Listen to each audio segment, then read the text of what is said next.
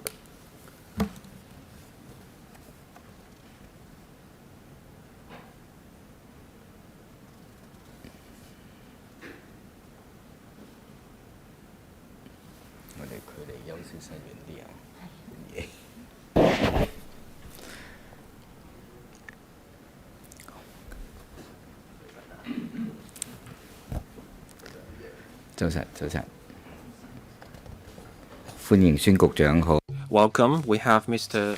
Chris Sun and his team.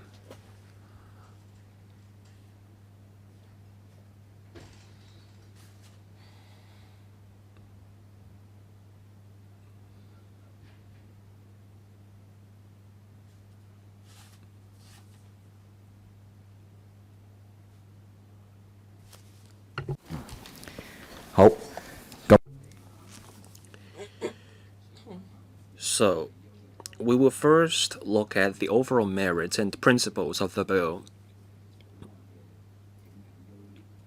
We first discuss the overall merits, and that include the policy matters of the bill. I believe all members here have a copy of the bill. You also have the background brief. So members, please refer to the agenda sent out on the 8th of May. So on the 16th of April this year, the Labor and Welfare Bureau and the Labor Department circulated the Legislative Council Brief LDRTU/12-2/5-9 We also have the Legal Service Division report, and that's LC paper number LS45/2025. And there's also the LC paper number CB 2838. That's the background brief prepared by the Legislative Secretariat.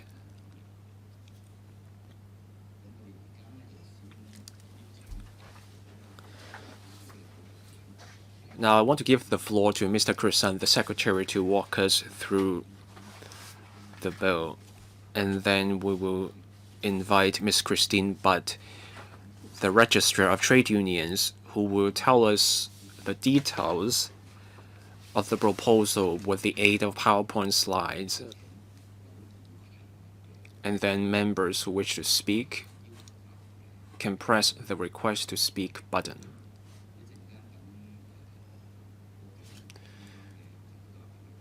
So we first wait till the administration walk us through the proposal, and then I will open the floor for questions from members. First, over to Mr. Chris Sun. Good morning, members and chairman. I want to start by thanking members for joining this Bills Committee.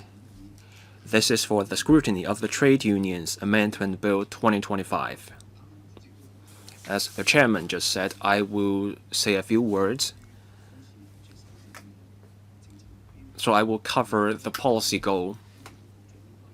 And then Ms. Christine Budd, the registrar, will elaborate on the specific points in our proposal. As members will recall, back in 2019, we had the black-clad violence. Afterwards, there were individuals and bodies with ulterior motives trying to act under the guise of trade unions as they sought to undermine national security. They engaged in all sorts of activities to those ends. And that shows shortcomings under the trade unions ordinance, and we have to close those loopholes. So what we are doing now is to strengthen the statutory powers of the registrar in managing and monitoring trade unions. That is to make sure that we can implement our responsibility to safeguard national security under the national security law and the safeguarding national security ordinance. We have two goals with this bill. First, safeguarding national security.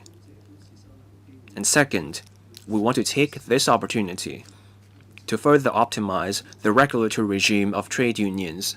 For each goal, we have 6 proposals. So overall, you have 12 proposals in total. And then we also want to step up the deterrent effect as we implement the trade unions ordinance. We also propose to stiffen the penalties for some offenses, and we will also set out the penalties for new offenses. So what we do here is to take a targeted approach to enhancing the trade union regulatory regime. In our proposal, we have also had regard to the right and freedom of Hong Kong residents to form and join trade unions. For law-abiding trade unions, they will not be affected. The government has consulted the Labor Advisory Board, the Panel on Manpower, and also major trade unions. We have secured the support of all these parties. The government will give full support to the work of this bill's committee so that the bill can be scrutinized and then the bill can be passed. Now, I want to give the floor to my colleague, Ms. Christine Budd, the Registrar of Trade Unions, who will give us more details. Thank you, Secretary. I will now go over the highlights of the bill. So we want to step up the regulation of trade unions to safeguard national security. We also want to enhance this regulatory regime so that we can foster the healthy development of trade unions. So we take a targeted approach to safeguarding national security so that the trade unions ordinance can go hand in hand with the NSL and the SNSO. The other 2 points have been covered by the Secretary, so I do not propose to repeat them. There are international covenants where the right and freedom of association can be restricted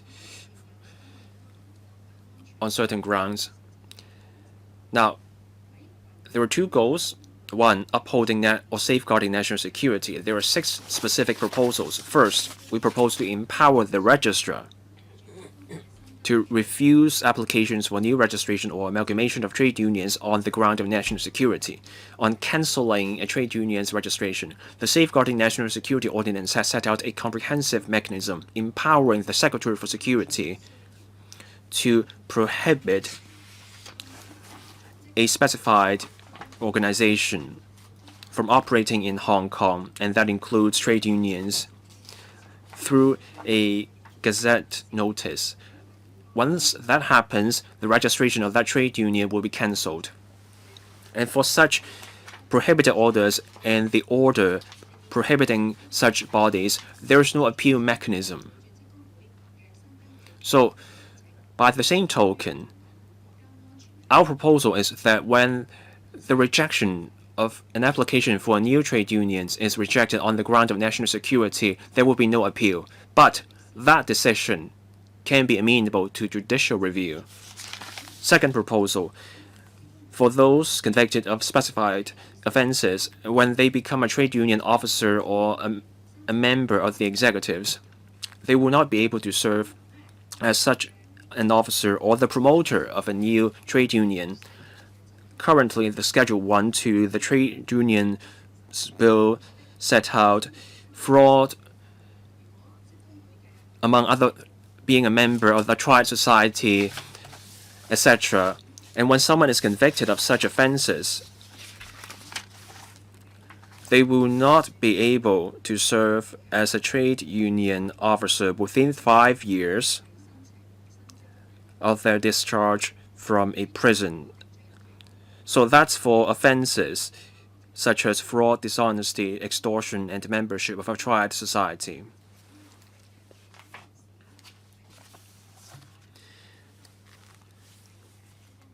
The 5 years start either from the date of conviction or the date of release from prison, whichever is the later. Now, for someone subject to such a restriction, the Chief Executive in Council can lift that restriction. Now, when it comes to national security offenses, we propose to put such offenses under Schedule 1 to the TUO.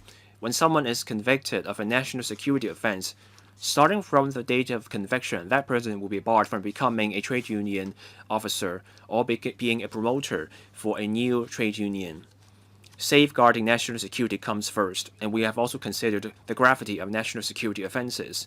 We think such restriction should not be lifted, even with the Chief Executive in Council. The third proposal has to do with the receipt and use of contributions and donations from external forces. Proposals 3 through 5 share the same goal, and that is guarding against the exploitation of our trade unions by external forces to endanger national security or interfere in local elections. With that in mind, our third proposal goes like this. Before a trade union receives such contributions or donations, that trade union has to declare the matter to the Register of Trade Unions.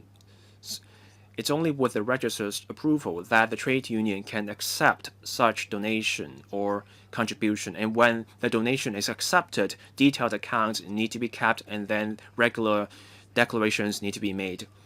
And when contributions or donations are received, they cannot be used on specified local elections, and such elections include legislative elections, district council elections, election committee subsector elections, and the chief executive election. Now, the definition of external forces is in line with that under the Safeguarding National Security Ordinance, and that includes foreign governments, other external authorities, and their related persons or entities. Third proposal is about affiliation between local trade unions and external bodies. We now expand the scope from foreign to external. So this is again in line with the SNSO. And by external places, we're talking about a place that is outside Hong Kong but excluding the mainland and Macau. Now, under the existing law, trade unions can become a member of a workers' or employers' group or professional body established in an external place. But a trade union cannot become a member of any external body that is not such an organization unless the chief executive consents, and that body cannot be a political body. The fifth proposal, it's about serving as an officer or office bearer of an external organization. If there is already affiliation, the trade union officer can become that office bearer, but they have to let the registrar know in writing in 1 month. A trade union officer cannot be an office bearer of a non-affiliated organization unless the CE consents. The sixth proposal has to do with statutory powers for the registrar. The trade union has to keep specified accounts for 2 years, and that includes accounts, registers containing details of members, minutes of meetings of members. And it's also proposed to empower the registrar and authorized persons to enter into non-residential premises occupied by the trade union its affiliated organizations to inspect specified records and other relevant documents and information and to seize evidence in exceptional circumstances, for instance, when there is reasonable belief that the relevant premises has already breached the relevant ordinance, then the registrar or authorized persons can apply for an injunction from the court. And once the injunction is obtained, then there can be entry into any premises occupied by the trade union or its branch organizations, including residential premises. And the registrar and authorized persons can also require trade unions to provide document, answer inquiries, etc. And the registrar is also empowered to issue written notice to trade unions to stop any activities in contravention with the rules of registration. And the registrar is also empowered to appoint a manager to take over temporarily the property of the trade union pending the hearing of an appeal until the appeal has ended. This is to ensure that there will be no improper disposal of property that jeopardize the general interests of members, or it will not be allowed to continue to carry out illegal activities. So much for the amendments to safeguard national security. Now I turn to other proposed amendments to improve the trade union regulatory regime.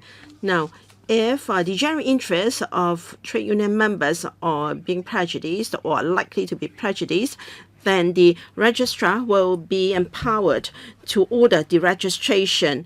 Perhaps the trade union is in the process of dissolution, but then the process may have been dragged on for a long time, and the registrar can deregister the trade union. And then the notification period will be reduced from 2 months to 28 days to align with the deadline for appeal. The registrar is empowered to refuse the registration or amalgamation or change of name if the name is likely to be deceiving or misleading to the public. And then we will allow funds of trade union from external forces to be used in local elections and district elections. Usually will allow registered trade unions to consider whether to admit persons who are not ordinarily resident in Hong Kong but are engaged or employed in Hong Kong in the trade industry occupation of which the trade unions are directly concerned as members, such as the supplementary labor importation scheme or the labor importation scheme. These employees are allowed to work in Hong Kong and reside outside Hong Kong. Such employees can become a trade member. Trade unions are allowed to change their articles of association and general terms to allow such members to be trade union members. And we've also got other amendments or technical amendments to improve the operation and registration or operation of the registrar. For instance, the threshold for admitting new members now, there must be 100% approval by members, but we will change that to the majority consent of members. Now, when it comes to offenses, we've also reviewed all the offenses under the trade union ordinance and also the penalty of newly created offenses. For existing offenses, for minor offenses, it will be maintained at level 1, a fine of $2,000. For instance, without notifying the registrar a change of corresponding address of the trade union. And for more serious offenses, the penalty will be raised. For instance, the current penalty will be raised from level 1, an imprisonment of 6 months, to level 5, imprisonment of 3 years by indictment. And if the trade union has not notified the registrar that it has ceased to be a member of an external organization, that is, it has breached the regulation and become a member of an external organization. If it's been asked by the registrar to stop that, and if it fails to do so, then on a summary conviction, the penalty can be at level 6, that is $100,000 imprisonment of 6 months, or a fine of $200,000 and imprisonment of 1 year upon indictment. So the commencement will be 6 months after the commencement or the passage of the bill or Gazetted of the bill.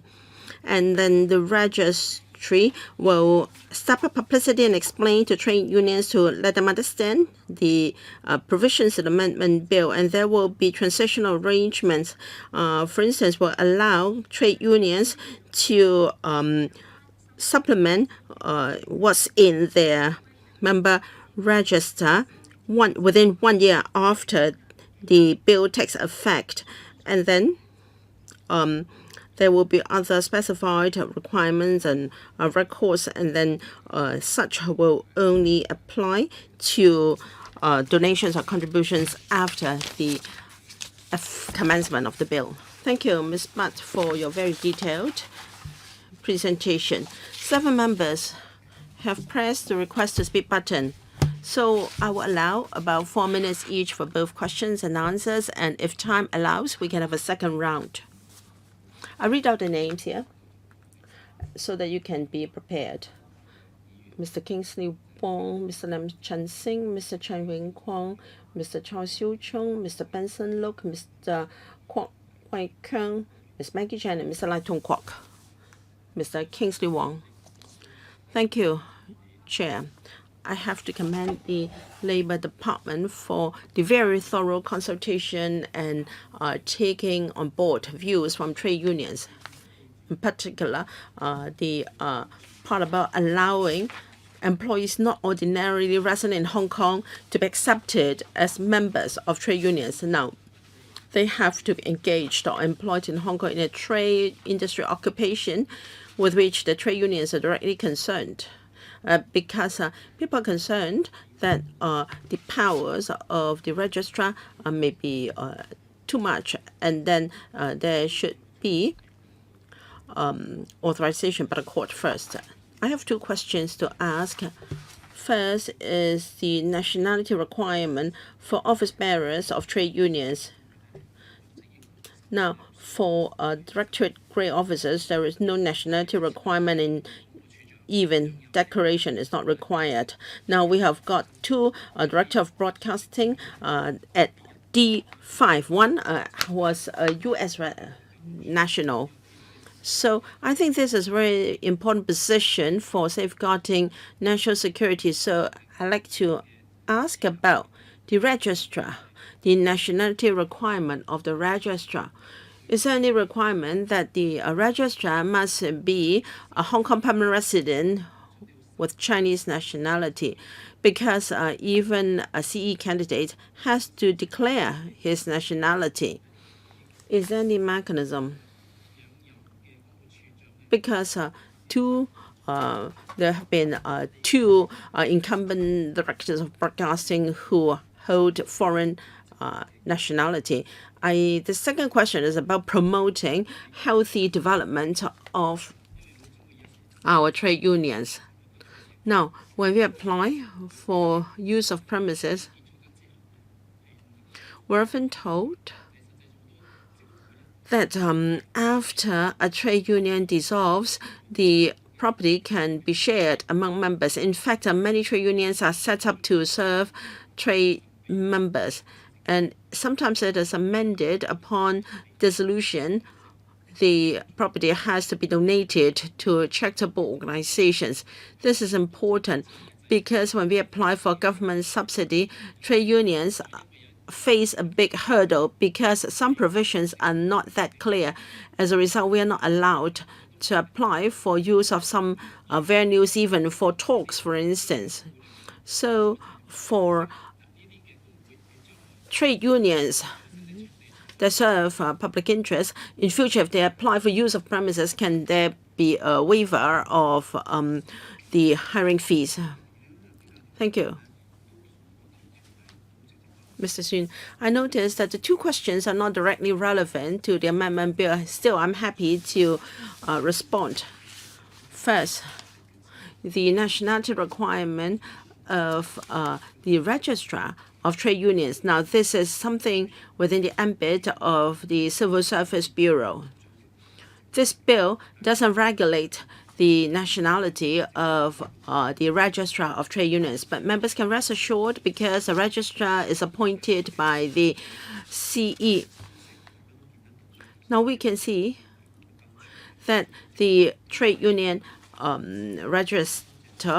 registry has a very clear mission to safeguard national security, so members can rest assured. And when trade unions are serving public interest, now when they apply for use of government venues, can there be concessions in the hiring fees? I will pass this question to the relevant bureau because this is not directly relevant to the bill itself. Thank you. Mr. Lam, Chen Sing, myself also support the amendment bill, but I'd just like to seek a few clarifications. For instance, the bill says that for office bearers of the trade union, if they become executives of foreign trade unions, then they need the approval of the CE. Now, for the Hong Kong Federation Union, we have members who are from Nepal or Pakistan, and office bearers may hold such nationalities. So do they need the approval of the chief executive? Now, if these organizations have an impact on national security, it is normal that approval should be given or should be sought.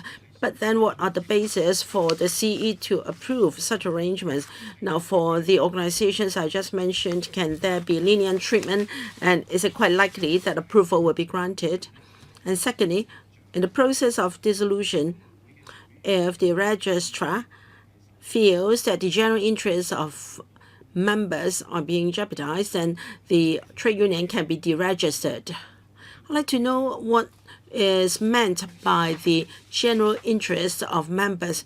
You may think that a selling or disposal of properties will jeopardize members' interests when members feel differently.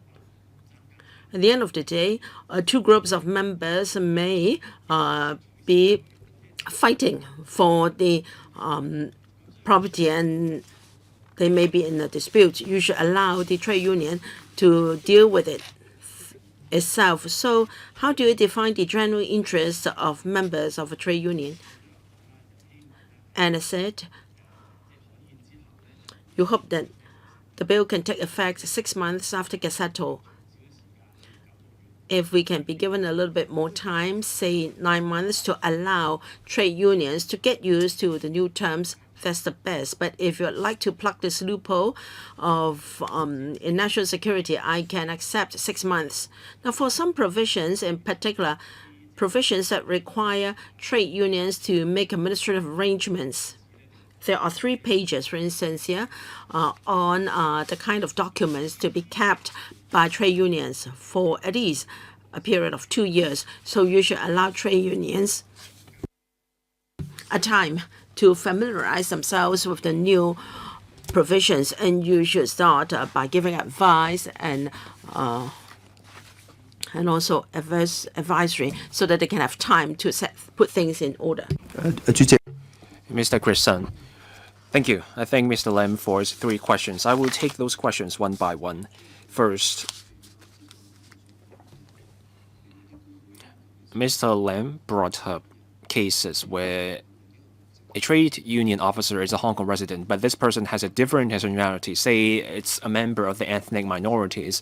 When this trade union officer returns to their home country, they may serve as an office bearer of a certain organization in their home countries. So the provisions say that our amended ordinance will cover that case. Because normally a local trade union officer shouldn't have ties with a foreign non-trade union body, but this trade union officer can apply for approval. If those ties are simply social in nature, I don't see any reason for the CE to turn down such an application. Our provision is here so that the government can act as a gatekeeper when some local trade union officers may have ties with a foreign body that may endanger national security. So there's no cause for alarm. The trade union officer can simply lay the fact on the table, and that will be fine. Now, on general interest of members, we don't have to explicitly define that. We have that provision purely as a preventive measure. Say when you have a voluntary dissolution and the process drags on, we may think the general interest of members may be at stake. Mr. Lam mentioned a case where you have two groups of members that disagree over whether to sell a property. That shouldn't be a problem. But when you have a large trade union and there are sizable assets with many members, selling the property is beside the point. But when this trade union sells the property on the cheap to a related body, will that prejudice the members' general interests? Maybe the rules of the trade union says the property can be sold and the proceeds can be split among the members. But then when this trade union sells the properties on the cheap, deliberately on the cheap, wouldn't that affect the general interests of the members? I think so. It would be remiss of the government not to do something about that. So we have anticipated different scenarios. What we are doing here is to protect trade union members. When such a situation occurs, the Registrar of Trade Unions can step in to protect the general interests of trade union members. Now, the third question has to do with what happens after the Gazetted. Can we have a longer transitional period? Now, for the provisions about upholding national security, those requirements will kick in 6 months after Gazetted. On the provisions about the administrative requirements, such as record keeping, those have to do with the provisional provisions. Ms. Christine Butt can tell us more. Now, I mentioned requirements about record keeping, say keeping registers of members. Those registers should contain certain items of information, such as the occupation of members and also whether they meet the requirement about ordinarily resident in Hong Kong. There will be a transition arrangement. It will be a 1-year transitional arrangement.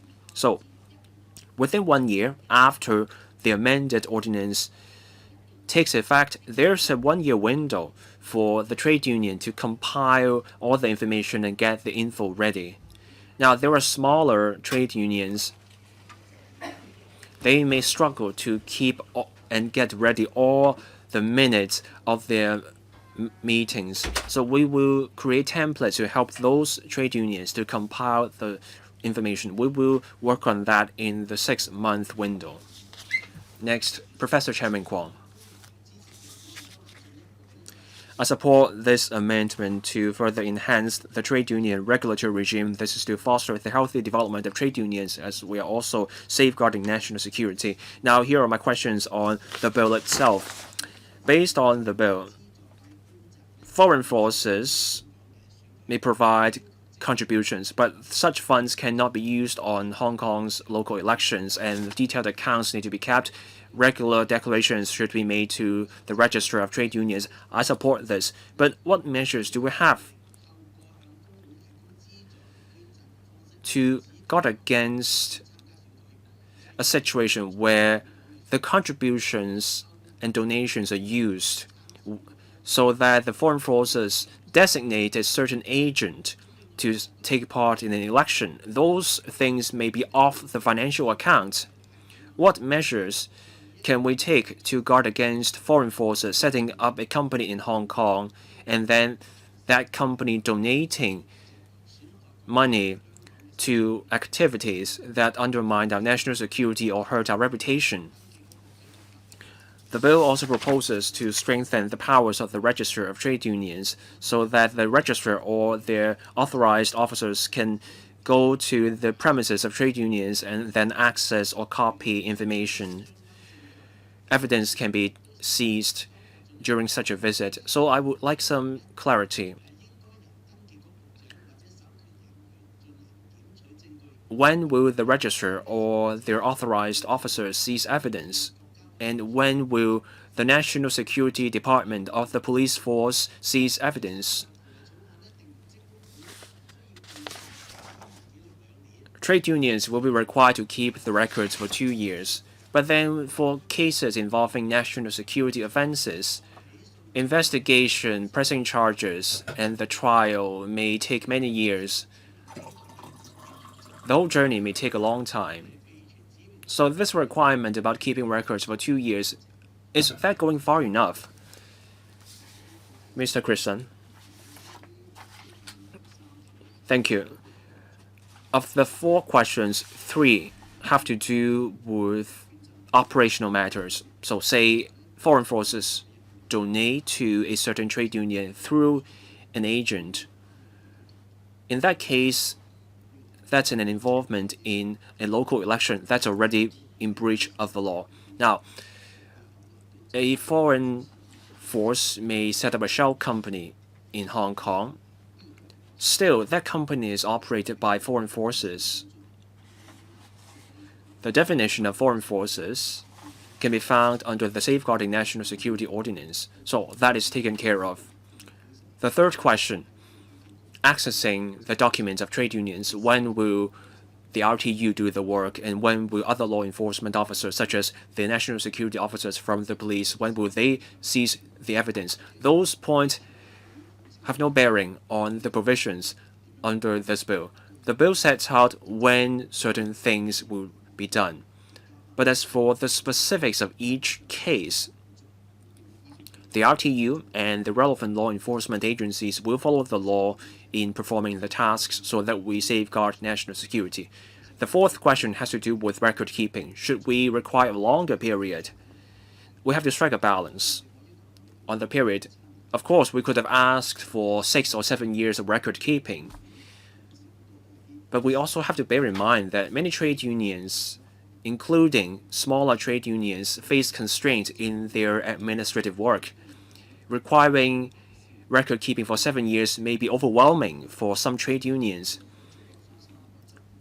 So we are asking for record keeping for a period long enough for investigation and gathering evidence to safeguard national security. For that purpose, 2 years is enough. So this is a balancing act.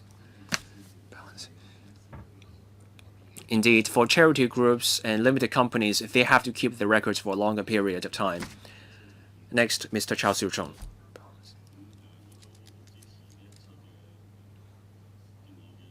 I support this proposed amendment because this will help us close the loophole about safeguarding national security.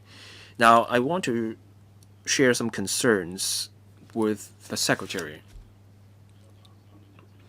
One worry for me is that there will be extra burden on the day-to-day operation of trade unions.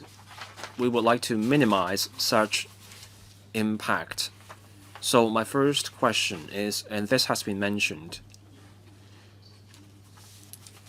even large trade unions told me they are worried they will be required to keep a register of members, and certain details need to be in those registers, and there are 5 requirements under the bill.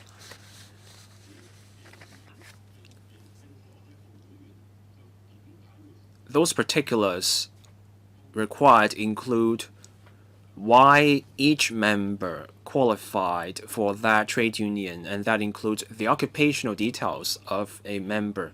So a large trade union may have tens of thousands of registered members. So that trade union will have to check with each and every member. They have to check with each member their current occupation before they can secure accurate information for the register. The registrar told us about the 1-year transitional period. I wonder if that's enough. So I'm thinking, can we have some kind of waiver for details already on the register, or can we have a longer transitional period? That's for larger trade unions. Now, for smaller trade unions, more than half of our trade unions in Hong Kong are trade unions with fewer than 50 people. And 70% of our trade unions are neither with the FTU nor with the FLU. And we're expecting them to compile minutes of meetings and keep records for 2 years. Can we have some simplified guidelines for such smaller unions? Now, the bill also proposes changes to the penalties. Now, for offenses related to national security, of course, let's stiffen the penalties. I am on board with that.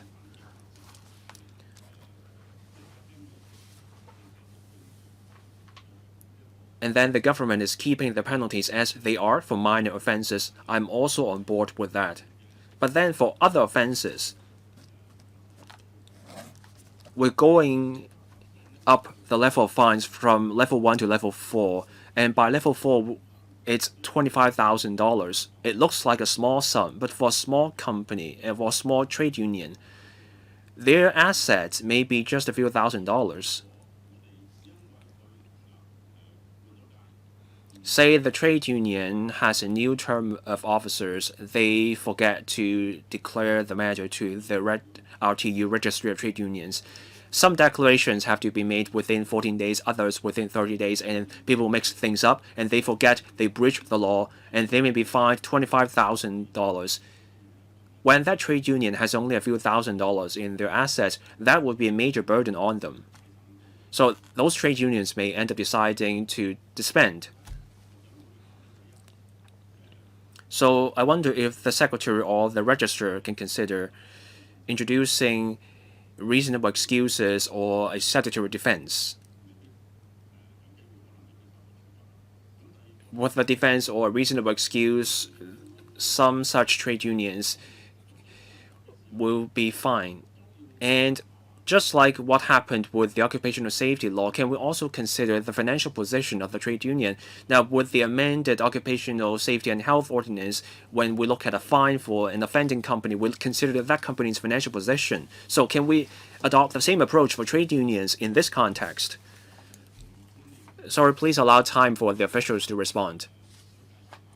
So for the 6 months before the law takes effect, can we have more promotion and also give support to smaller trade unions?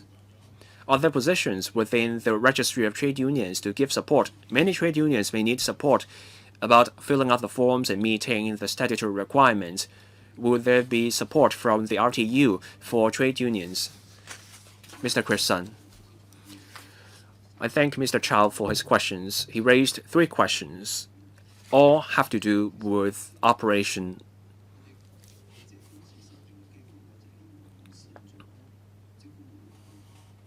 We want to enhance the management of trade unions through this bill.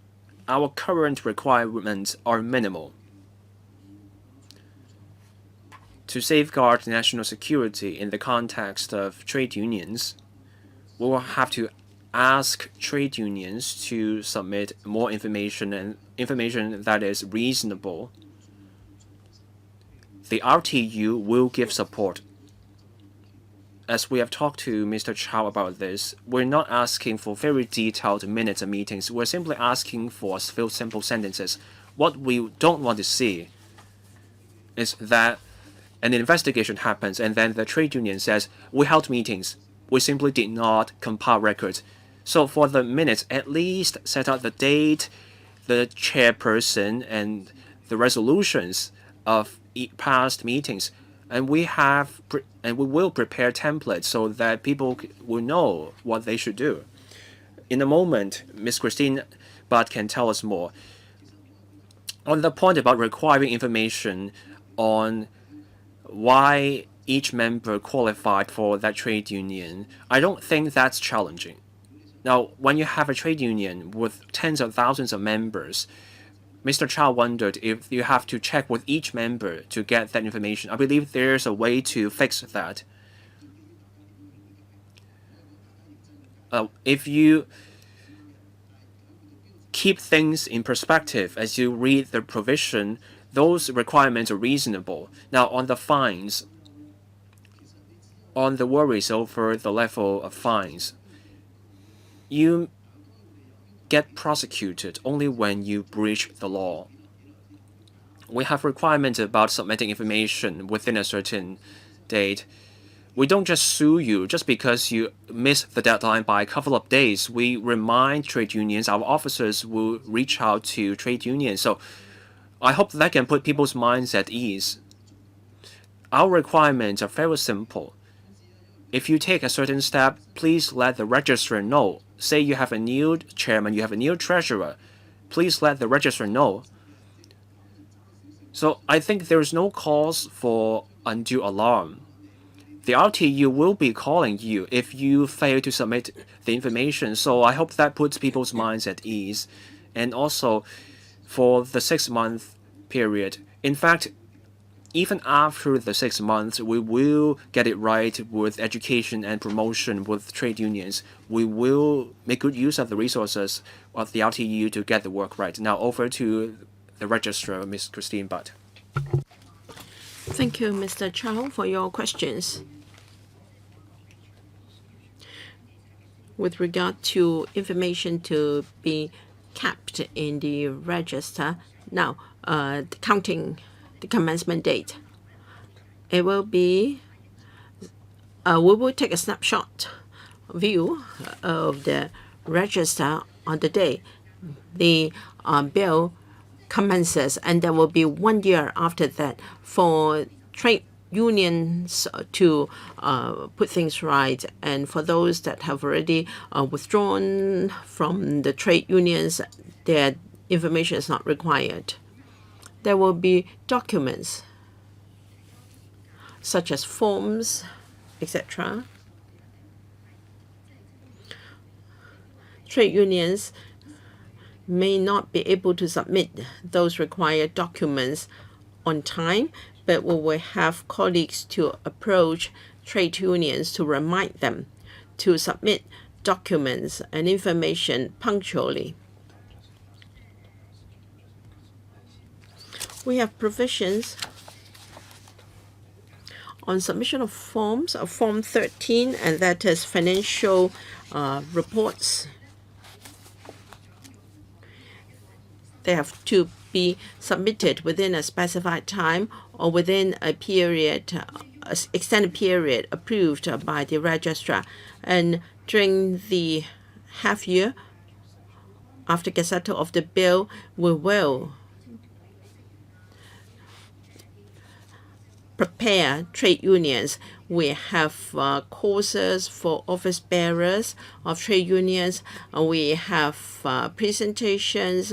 We have pamphlets and guidelines to set out in details what is required of trade unions. We will use various ways and means to ensure that trade unions first understand what is required of them, because I do understand that the current bill has a very wide scope, and so that they can be prepared to comply with the requirements of the bill. Now, to allow more members to ask questions, please be more succinct. Mr. Benson Look. Thank you, Chair.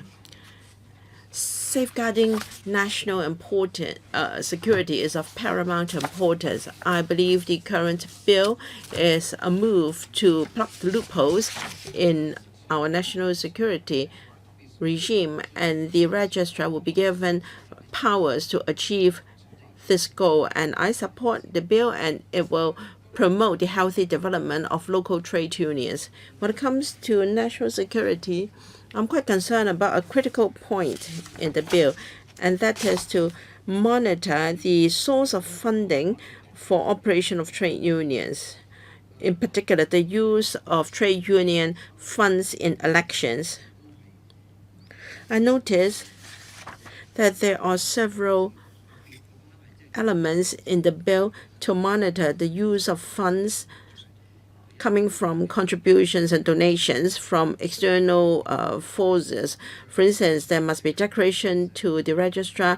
There must be independent accounts kept in order to forestall the use of such funds in local elections. But we have seen trade unions with ulterior motives accepting cash donations on the streets or by selling lottery tickets to raise funds.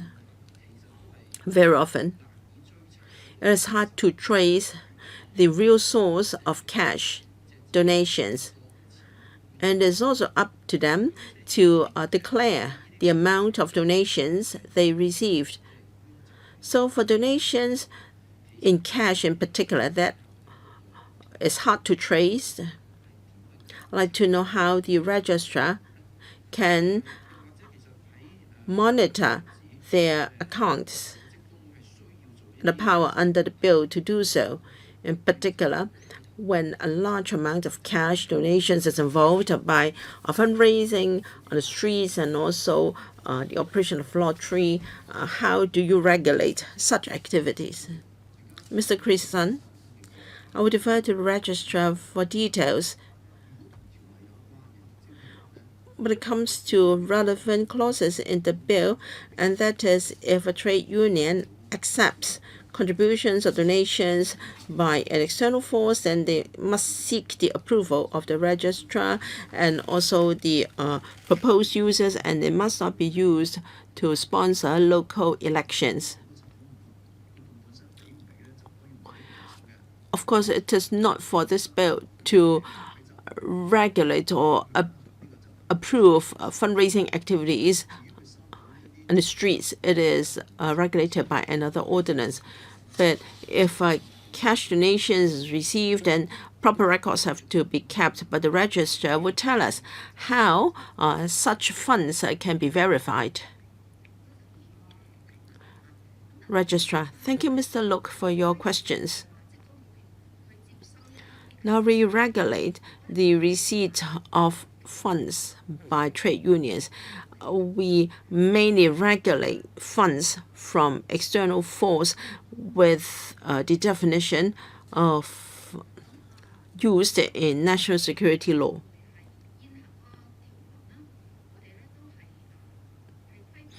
We regulate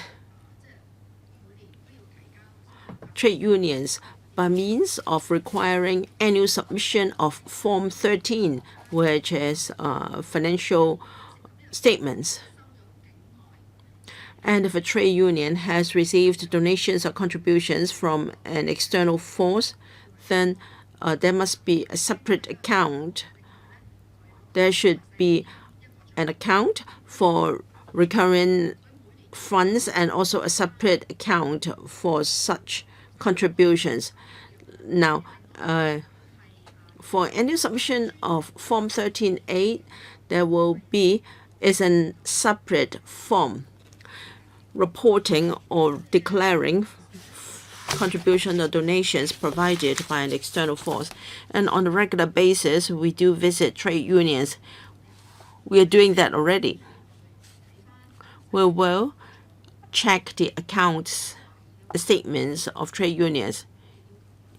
If in doubt, we can seek explanation from the trade union concerned.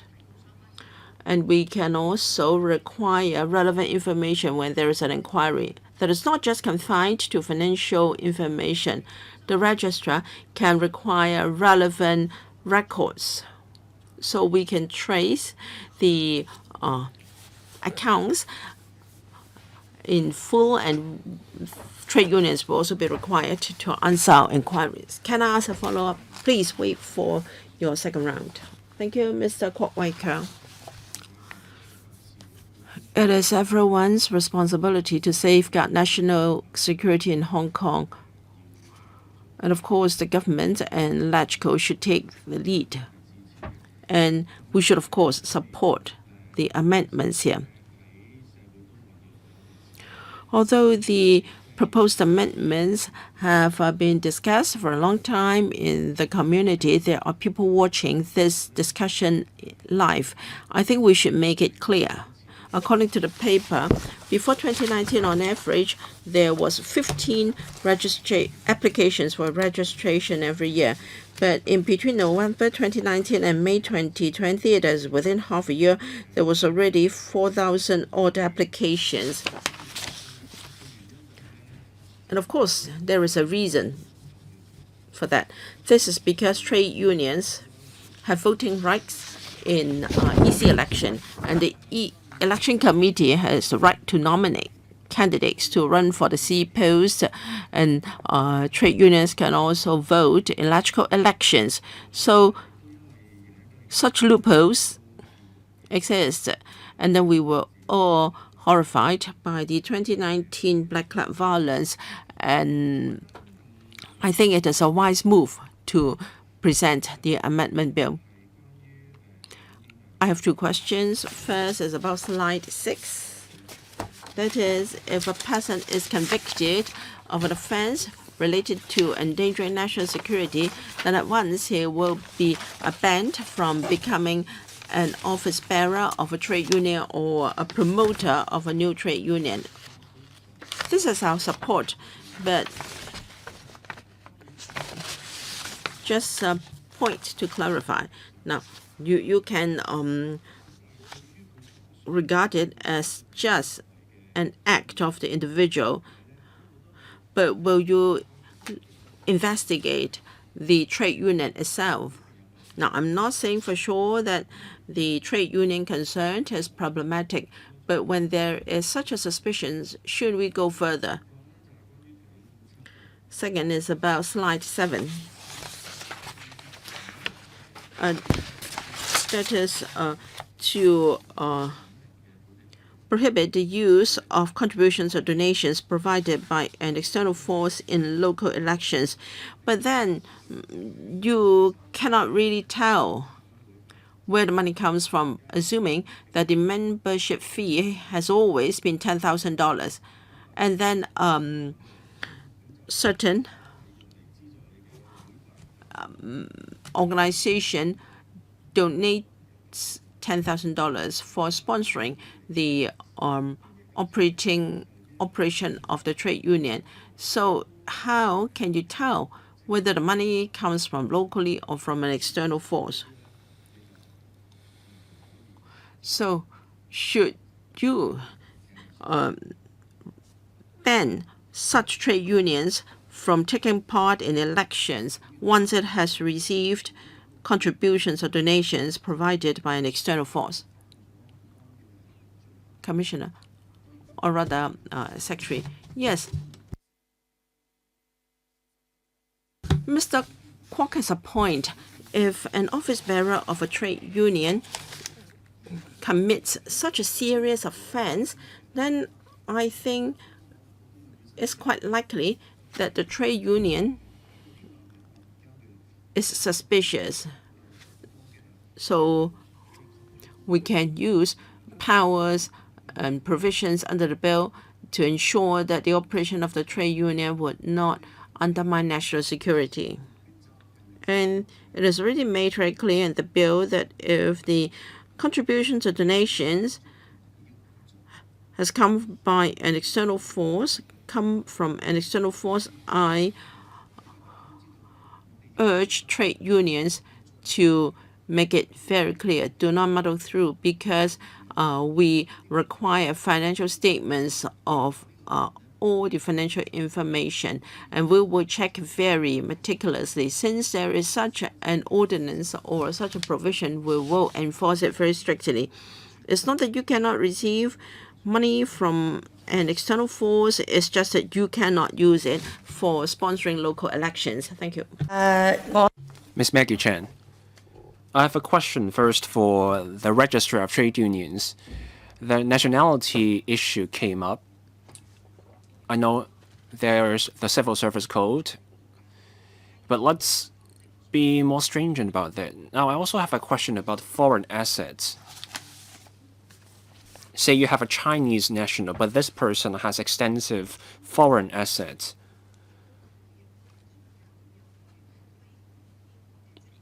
I can see this bill will regulate trade unions. So we should hold the registrar of trade unions to an even higher standard. So, will the registrar have to declare their foreign assets to the government, say to the CSB? Or will the registrar have to declare their assets? Say electoral members have to declare their assets, so will the same be applied to the registrar? Now I turn to the trade union members. Just to clarify, under the new law, we will still allow members, trade union members who are not ordinarily resident in Hong Kong, but will those people still have to be permanent residents of Hong Kong? Now, you can allow people who are not ordinarily resident in Hong Kong as members, but those people simply have to be in the trades, industries, or professions of the trade union. But when you have someone who is neither ordinarily resident here and nor a permanent resident, that person is simply here on a short-term visit, say for 3 months. This is just an example. And this is a foreign national. And that person becomes a member of the trade union for 3 months, and then the union fees are charged. So would there be a loophole? This foreign national who is neither ordinarily resident in Hong Kong nor a permanent resident of Hong Kong, and this person may have money, and it's hard to trace where the money comes from. And you have to bear in mind this person is here as an individual. So can we plug that loophole? I can foresee this as a possible loophole. I also want to ask another question about foreign forces. The paper says, now for foreign forces, say you have a foreign related and external related entity.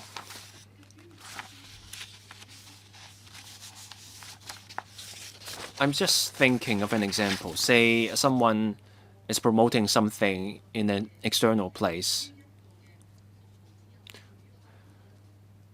Promotion counts as a service. Does that count as a kind of contribution or donation? So we should define contributions and donations from foreign forces. My final question has to do with the register of members. Now, we ask trade unions to keep the records for 2 years. That's too short. It's fine for law-abiding trade unions. 2 years is fine for those unions, but we want to close the loophole for national security.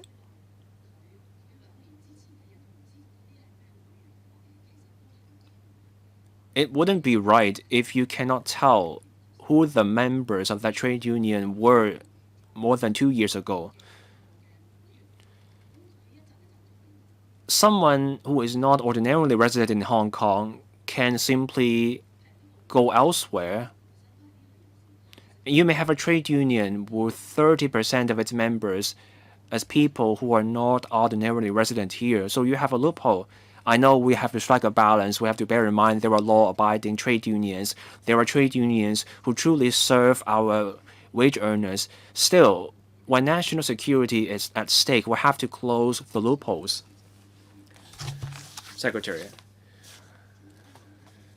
I thank Ms. Maggie Chen for her concern for upholding national security. I thank her for her comments. Now, first, the question about the register of trade unions. The nationality and foreign assets of the registrar are beyond the scope of this ordinance. The registrar is a civil servant. From what I know, the registrar, as a directorate officer, will have to declare any transactions. Now, on membership in trade unions, there is no requirement of permanent residency for trade union members. Foreign domestic helpers in Hong Kong have their trade unions in Hong Kong. None of those foreign domestic helpers are permanent residents, but for those FDH, we do require them to be ordinarily resident here.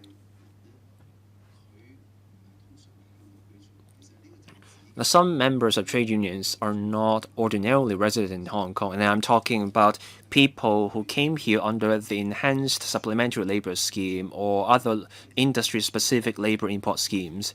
Those workers stay in the mainland. Say someone who works at the airport. Those imported workers may live in Zhuhai. When a trade union at the airport wants to admit those workers as members, there's no way to do it now. But even with the amended law, those people don't just become members automatically, because even with the new law, the trade union will have to amend their constitution, and then approval needs to be secured from the registrar. If we make this pathway too easy, people with ulterior motives may exploit that to undermine national security. So we now have all these safeguards in place.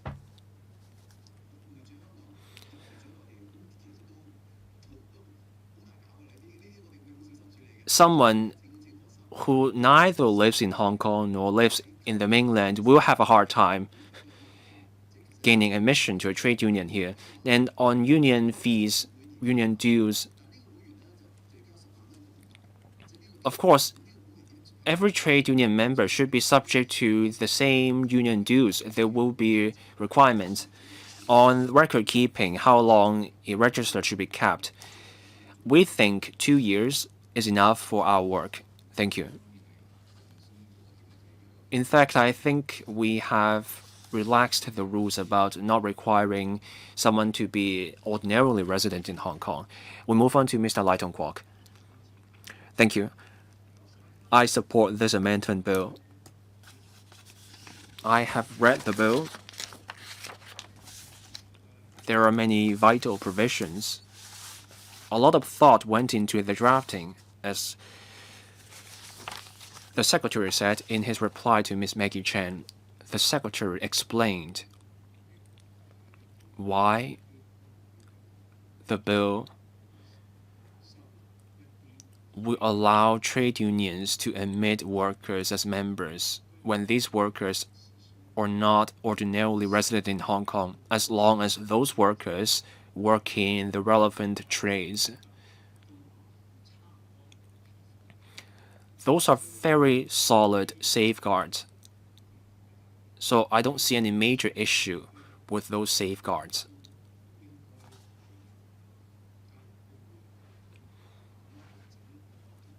Every Hong Kong resident has the right to join a trade union. For the trade union's ordinance, its role is to allow every Hong Kong resident to exercise their constitutional rights. So after hearing the Secretary's explanation, I think we're in a good position. The work has been done right. Now I have some questions myself. Ms. Christine Butt, in her opening remarks, mentioned the key goal for this amendment bill, and that is we want to do better. We want to improve our work in safeguarding national security. Say someone applies to create a new trade union. So this means it's a new registration. If the registrar has reasonable grounds for believing that on grounds of safeguarding national security, can refuse such a registration, application of new registration, and such a decision cannot be appealed. The registrar said, this arrangement is modeled on Section 60, subsection 1 of the Safeguarding National Security Ordinance.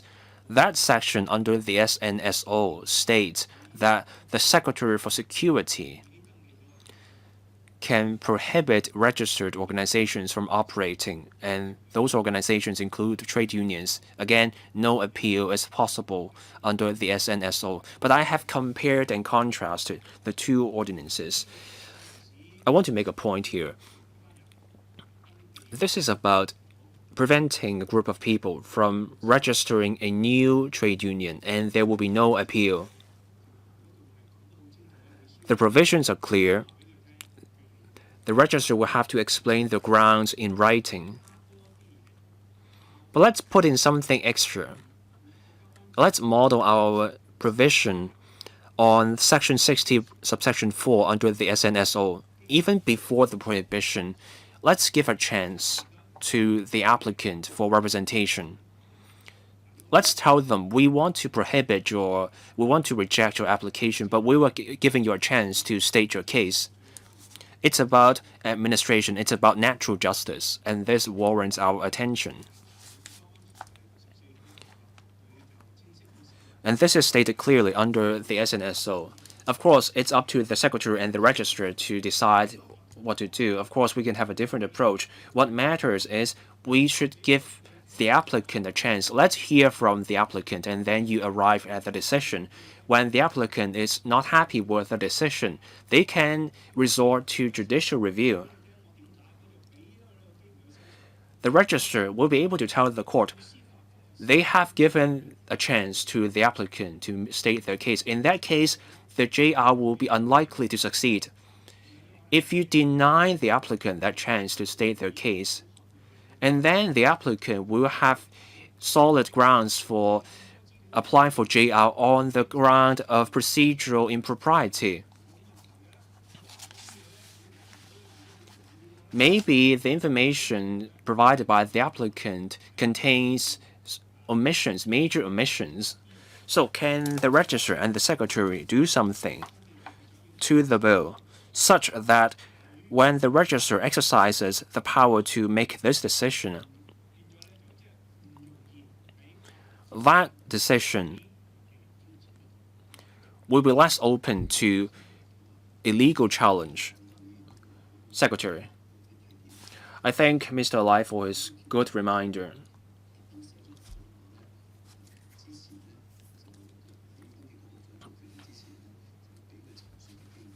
We do not include a chance to state one's case under the bill. Under the current TUO, there is no provision on a representation either. But in operation, we do allow a trade union to state their case, maybe on more than one occasion. We do that before we make our decision, but the member made a great suggestion.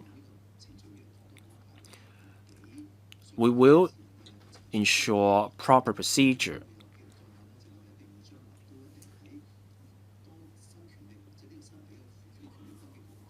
Once the registrar tries to exercise the power under the amended law by rejecting an application on national security grounds, there will be a chance for the applicant to state their case. And when we resume the second reading debate for this bill, I will also explain in detail again that the government will give the applicant a chance to state their case. Thank you. So now it's my turn. I have read the paper. I think we all know what happened. 2019, blacklight violence. There were people and groups with ulterior motives. They set up new trade unions. They tried to seize votes and disrupt Hong Kong. There were more than 4,000 registration applications. It was a surge. In each of the 5 years before, the annual average was 15 registrations. And then we went from chaos to order, from stability to prosperity. Many trade unions went into voluntary dissolution or were simply deregistered on other grounds. So we're putting things right. So I support this proposal because we are putting things right.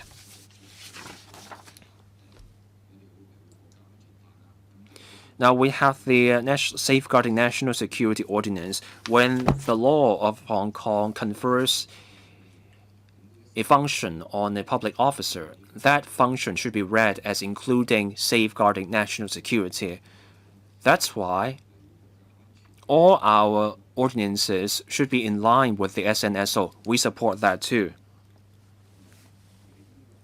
Now, on certain policy matters, I do have some questions, and this has to do with adjusting the penalties. Now, for some offenses, now there are convictions, summary convictions, say $100,000 in fines or 6 months in jail, or on indictment, it's $200,000 in fines and 1 year in imprisonment. So this will be up to the Register of Trade Unions. So when will we see a conviction? When will we see summary convictions, and when will we see convictions on indictment? So is it a summary conviction for first-time offenses? Secretary. Thank you, Chair, for your very valid question. Should we prosecute by means of summary conviction or by indictment? It really, as you said, depends on the severity of the case. We have a similar arrangement in our occupational safety and health legislation. We have two routes. Either we go by summary conviction or by indictment. The route to take will depend on the severity of the case. Of course, the registrar will have her view, but then she will have to consult the DOJ as well. And if it is by indictment, then we need the approval or consent of the DOJ first. Thank you. Mr. An Menu, I have just two simple questions. First, I'd like to ask, after the enactment of the bill, will the administration review whether all trade unions are able to comply with the bill? Secondly, on regulation of affiliation with external force, unless you receive a report, otherwise, how can the registrar monitor or find out whether there is any affiliation with an external force? Secretary, we're quite confident that existing trade unions are able to comply with the bill. Of course, the registrar can supplement. We used to have inactive trade unions. I think for members from trade unions, you know that there is such a scenario, and these inactive trade unions will gradually dissolve. I think before the more active trade unions, there is no difficulty in complying with our requirements, with some assistance from us, of course. Under the bill, if there is affiliation with an authority in an external place, it has to be records for our inspection. But if it is done surreptitiously, then it is against the law. We will have our ways and means to become aware of it. And if you do not follow the legal requirements and set up a secret affiliation with these organizations, of course, it is illegal. But if it is perfectly legal and you don't tell the registrar, then there is also a problem there. So we're going to gather information and intelligence from various channels to ensure that the bill is complied with. Thank you. Ms. Doreen Kong. Thank you, Chair. I'd like to follow up on the point or the suggestion by Mr. Lai Tong Kwok. I think he has made a very good point, as pointed out by the Secretary. And the Secretary said that we'll see whether there can be opportunity for these trade unions to make submissions or state their case during the process. I hope the DOJ can assist in this regard, given that we talk about a very important right of trade unions. If we do not build in the bill a procedure Now, for instance, you can say that a trade union is given 28 days to state its case, then it is useful. Now, we would like to know whether there is any difference between relying on natural justice and proper provision built in the bill. Yes, I am quite sure that the registrar will give trade unions ample opportunities to state their case, but to play safe, we have to ensure that the bill is fair. The second question is about Clause 45 of the bill. Now, when trade unions become office bearers of foreign organizations, there are restrictions. I'd like to know the definition of members, because there can be different types of members. Some have voting rights, some do not, and some may be called affiliated members. So I'd like to know the kind of membership you're talking about. And the third question is about the accounts. In the new provisions, if the failure to prepare general accounts will attract a fine of level 4, and for special accounts, a fine of at level 5, which is $50,000. Now, in fact, from the perspective of safeguarding national security, it is more important to maintain accounts involving sponsorship or donations from external organization or force. But then I will feel that level 4 and level 5 doesn't make a big distinction. So will you enhance the penalty? Thank you. I will provide information afterwards. Yes, I think you have made a very reasonable point. We have the DOJ can advise on whether there is any difference in giving just an undertaking or having a provision built in the bill. And as for members, I think the understanding should be members in a general sense.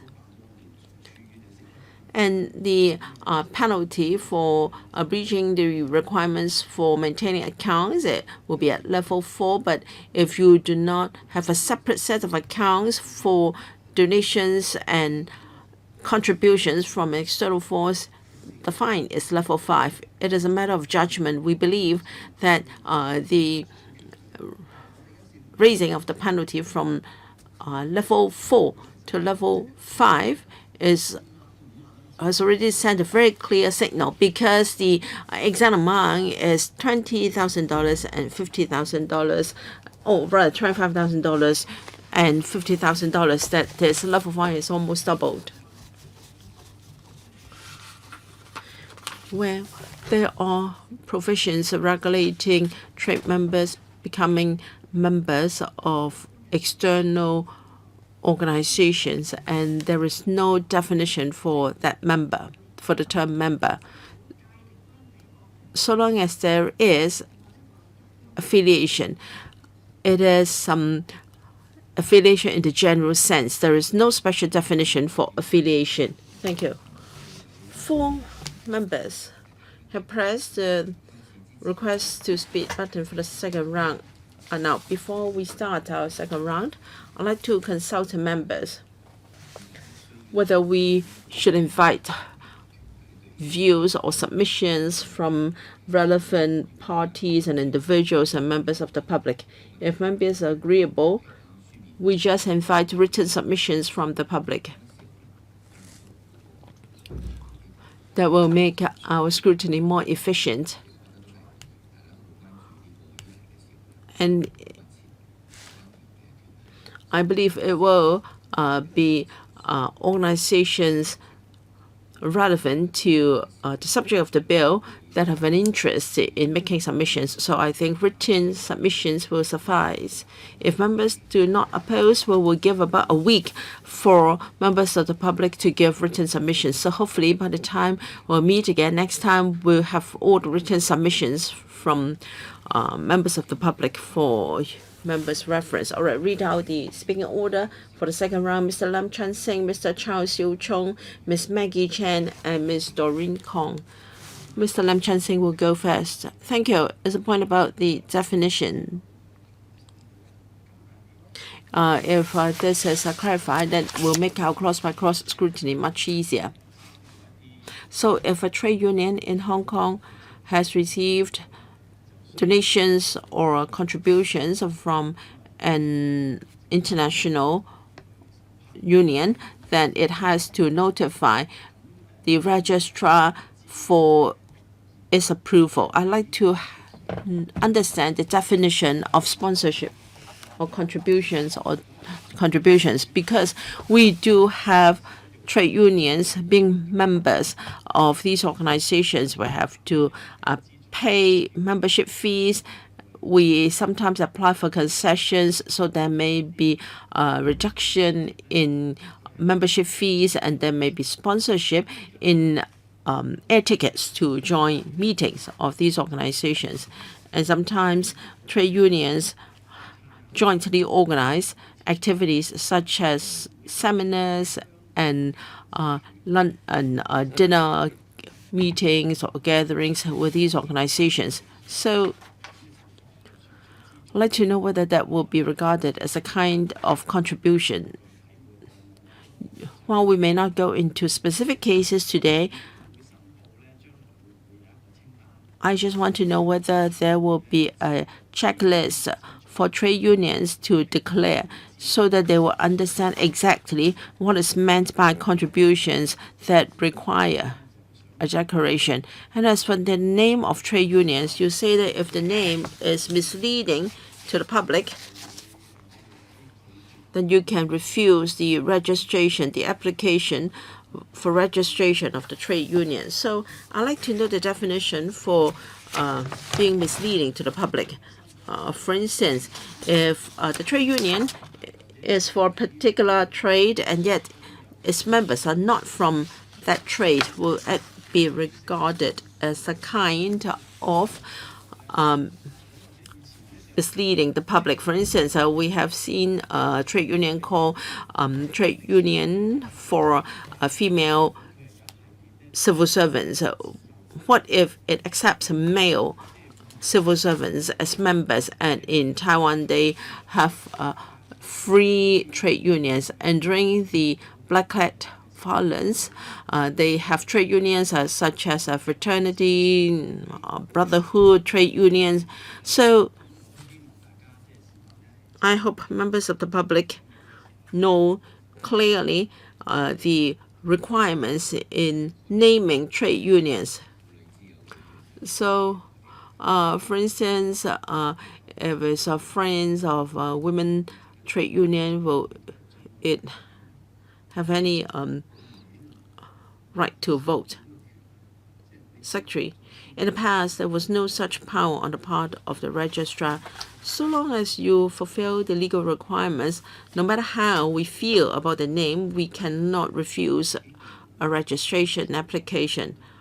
For instance, there was a Kowloon, a trade union construction trade unions in Kowloon, but then members are not confined to workers working in Kowloon. Now we have this grandfathering arrangements for existing trade unions. They are not required to rename the trade unions. So if we have girls' school accepting boy students, we cannot prohibit that. And then you have to ensure that you live up to the name of the trade union. If we do not have this power, no matter how strange, how odd a trade union is called, we have no power to refuse its application. So in future, trade unions have to be very clear. If it is meant of a certain industry, the name must live up to the purpose of the trade union. For instance, if we find a certain name rather odd and we advise the trade union to amend its name, that is possible. There is such a power under the bill. Thank you. 多謝 Now the registrar will discuss the point about contributions. Now, foreign forces providing donations or contributions. I want to first discuss the principles. Donations and contributions are not confined to money. Anything that has cash value also counts as contributions and donations. Say, subsidized air tickets. Of course, it will depend on the facts of each case, but subsidized air flight tickets may count as contributions. So we're not just restricting ourselves to cash, because the point of this provision is to prevent foreign forces from using contributions and donations to engage in undue interference. So that's why we have the provision. We move on to Mr. Chao Xiuchong. I want to stick to the point about raising the penalties. I'm looking at Annex D.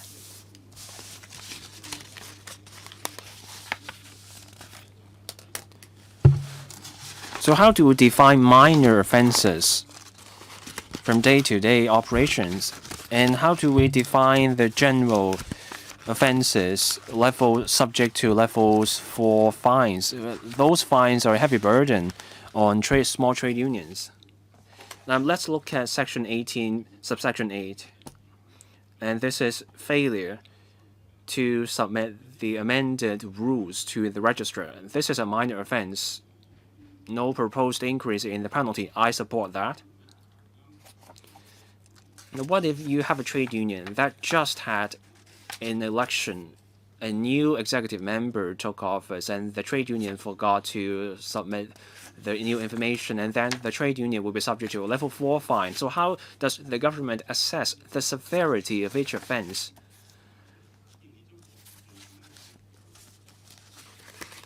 There's an offense where the proposed increase is to go from level 1 to level 4 fine. So you're going from $1,000 to $25,000. Is it because there were many breaches such that the government believes the $2,000 isn't enough? Has the government tried the $2,000 fine? Is that because $2,000 wasn't good enough, so the government proposed $25,000 instead? Now, there are maybe cases, offenses, not involving national security. Can we reduce the level of fine to level 3? That will be more affordable for trade unions. And my third question is, can we include statutory defenses or reasonable excuses, meaning the trade union won't be penalized if there's a defense? The secretary said they wouldn't prosecute a trade union so easily, but then that's what the bill says, and when people look at the law, they worry. Mr. Chris Sun.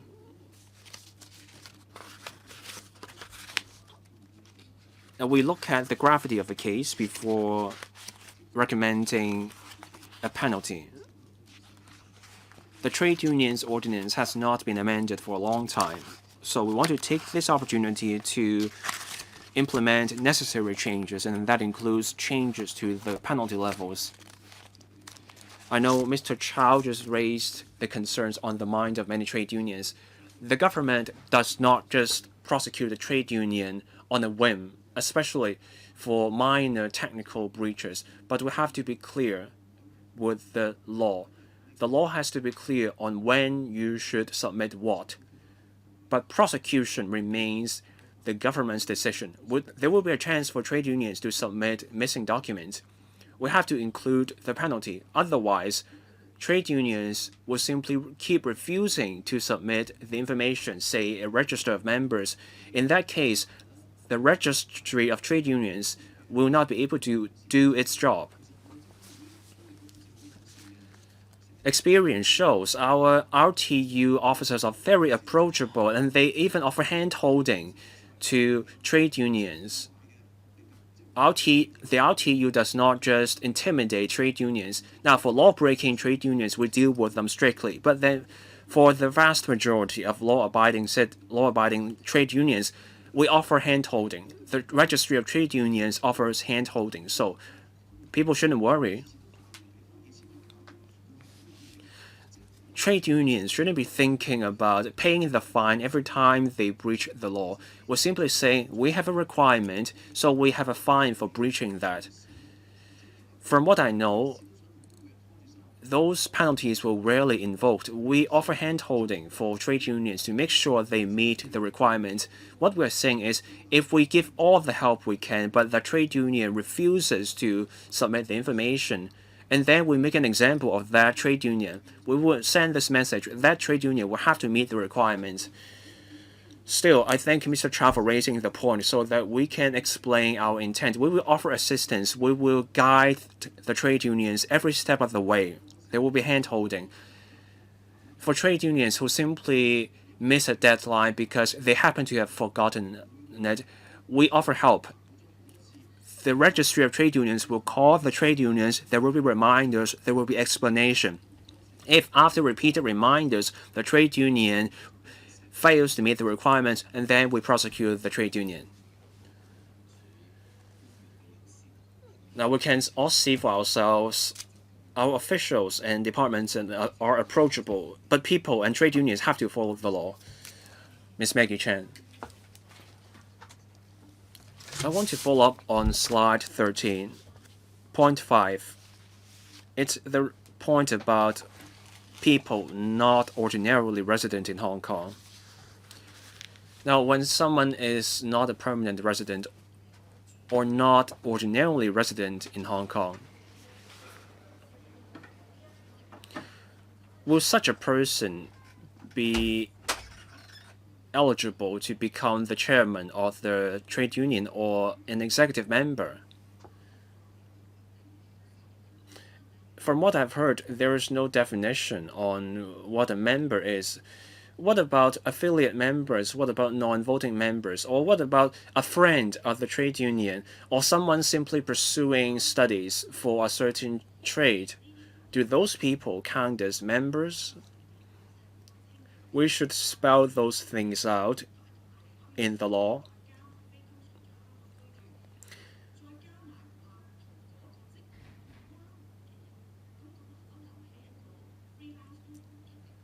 Even a freelancer, someone offering services on a personal basis, may qualify when you allow someone who is not ordinarily resident and someone simply has to be in a trade related to the trade union.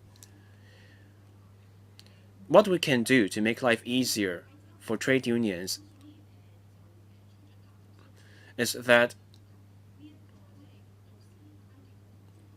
the Register of Trade Unions, in approving the rules of trade unions, should act as the gatekeeper when it comes to admitting members. When you have a member who is not a permanent resident and not ordinarily resident in Hong Kong, this person can be a channel for money from foreign forces to come in. So the registrar will have to be the gatekeeper.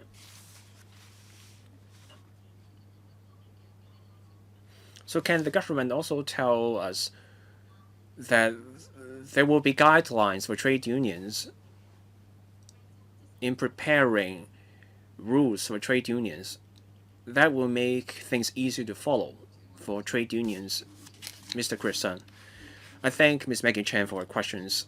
I will invite the Register of Trade Unions to elaborate on those points. Thank you. The question is whether someone who is not ordinarily resident in Hong Kong can become an executive member or a chairperson of the trade union. The existing prevailing requirement provisions cover that. Section 17, subsection 2 of the existing TUO, such a person can be an officer with the approval of the registrar. Normally, to be a member, you have to be an ordinary resident in Hong Kong and you are in such a trade. The path is available under the existing TUO. Do you have to be a permanent resident to be a chairman or an executive member. Now my question is, say this person is a non-permanent resident. Will that person be able to become a chairman? With the approval of the registrar, yes. Chairman, I get Ms. Chen's question. Ms. Christine Budd's point is, or rather, Ms. Maggie Chen's question is, someone is a non-permanent resident, but this person is ordinarily resident in Hong Kong. Can this person be a chairperson? The answer is yes, they can become the chairperson, because this is the case with unions of foreign domestic helpers.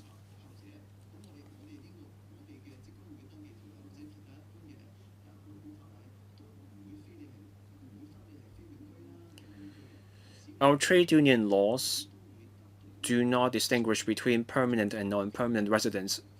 Hong Kong residents, permanent or non-permanent, have the protection. Ms. Chen's point is, when someone is not ordinarily resident in Hong Kong and they want to become executive members or chairperson, the approval of the registrar will be needed. So there is gatekeeping here. And my last point is, to be fair and to make the rules easier for trade unions to follow, to make the yardstick easier to follow, we will need guidelines for trade unions. Last one to speak, Ms. Doreen Kong. Thank you, Chairman.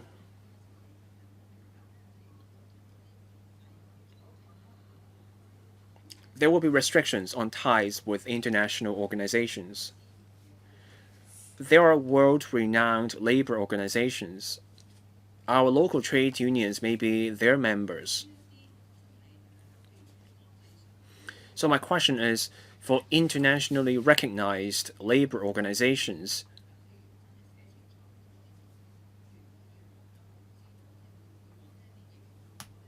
can we have some sort of recognition written into the law so that the trade unions won't have to seek the CE's consent every time? After all, I'm talking about the major international labor groups. Now, I'm also looking at the large international labor bodies in their own constitutions. They have different kinds of members, affiliated associations, or observers. So what do we mean by members? Do members include observers? Members as a term is not defined under the TUO. So I would like greater clarity on this. My last point has to do with what Mr. Chao Siu-chung just said twice, and that is whether we can have statutory defenses or reasonable excuses. Trade unions come in all sizes. I was recently looking at the amendment to Cap 344 Buildings Management Ordinance. In that context, we offer reasonable excuses for owners' corporations who fail to keep records. OCs simply have to prove that they have exercised due diligence, and that's good enough as a reasonable excuse. I'm not saying let's replicate that, but I'm saying